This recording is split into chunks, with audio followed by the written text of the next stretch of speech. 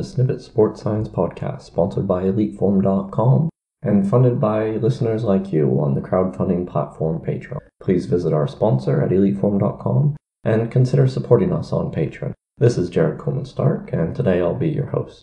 Looks like you guys really enjoyed the dog episode, one of the best responses we've had to an episode so far, and so here's more dog content.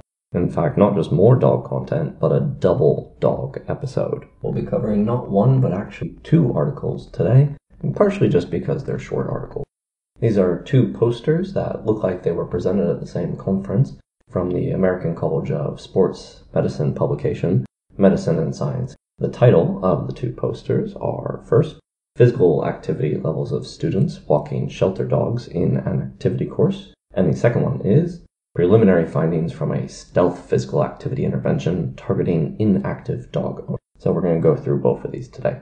In the first poster, looking at the physical activity levels of students walking shelter dogs in an activity course by Sartore-Baldwin and colleagues, they write that while it is becoming less and less common for four-year colleges and universities to require physical activity courses as part of this curricula, many schools continue to offer elective physical activity courses. These elective courses are important given the benefits associated with physical activity and the low levels of physical activity found within the college population. College and universities also stress the importance of community engagement within their courses, suggesting that addressing the physical activity needs of others, such as shelter dogs, within activity-based courses may benefit multiple entities. The purpose of this study was to assess the physical activity levels of students enrolled in a service learning fitness course in which students walk local shelter dogs. 10 college students with an average age of 21 years, 80% female, 90% white, were enrolled in a fitness walking course that met at the county animal shelter.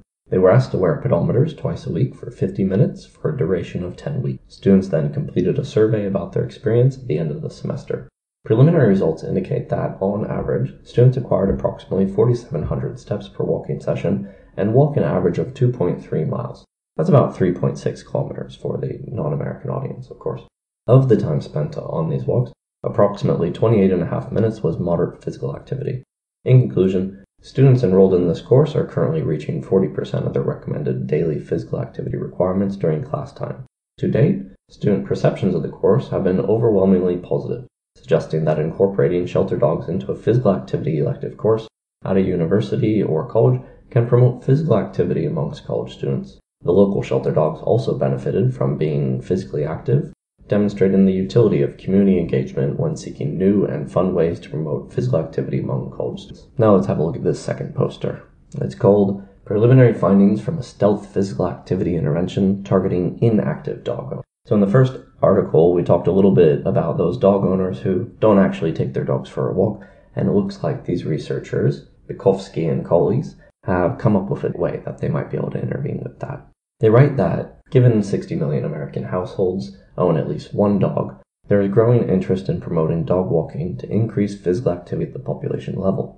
An estimated 40% of dog owners do not walk the dog regularly, providing a large target population for intervention. Dog obedience training could plausibly serve as a stealth physical activity intervention, as it aims to strengthen the dog-owner bond, a construct strongly associated with dog walking behavior.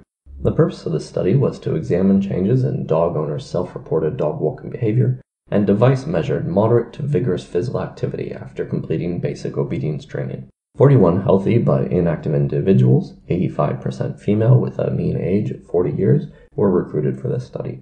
They reported walking their dog less than or equal to 3 days per week and were randomized to a 6-week basic obedience class, or a weightless control group. Participants recorded all dog walking bouts and wore a pedometer on their right hip for 7 days at baseline and 6 weeks. T-tests assessed group differences in self-reported dog walking and device-measured moderate to vigorous physical activity change scores. At baseline, participants reported 48 minutes per week of dog walking and averaged 22 minutes per day of moderate to vigorous physical activity. Intervention participants that completed post-program assessments, of which there were 17, attended an average of 5.5 of the 6 training classes. Preliminary analysis of the 31 participants with valid pedometer data found a differential change in self-reported dog walking behavior, with a 36 per minute week increase in the intervention group versus a 26-minute per week decrease in the control group. However, there was no differential change in moderate to vigorous physical activity,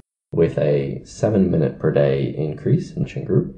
In this small pilot study, dog obedience training led to increases in self-reported dog walking behavior, but no change in device-measured moderate to vigorous physical activity as compared to a weightless control group. There was large variability in both physical activity outcomes measures, so results should be interpreted with caution. This approach should be tested in a larger sample and should specifically target inactive dog owners that intend to or would like to walk the dog regularly but report barriers, rather than owners that do not intend to walk the dog.